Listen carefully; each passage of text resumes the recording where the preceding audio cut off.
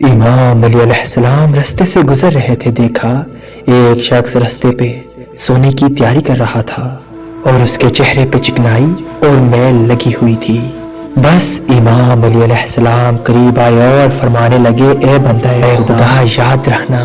سونے سے پہلے اپنے ہاتھوں اور چہرے کو اچھے طریقے سے دھو لینا، کیونکہ جو انسان رات کو چہرہ دھو کے نہیں سوتا تو ساری رات شیطانی جن اس انسان کے چہرے کو چاٹتے رہتے ہیں، اور یوں اس انسان کو شیطانی خواب اور اس کے دماغ میں وہم اور نحس خیالات پیدا ہوتے ہیں۔ اے شخص، یاد رکھنا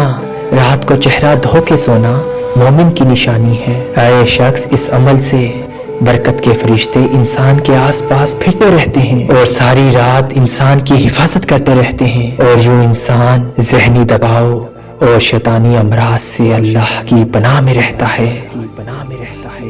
اللہ کے رسول حضرت محمد مصطفیٰ صلی اللہ علیہ وآلہ وسلم نے فرمایا کہ جو انسان اللہ کا نام لے کر کھانا کھاتا ہے تو کھانے کا دانہ دانہ اللہ کی تسبیح میں مصروف ہو جاتا ہے،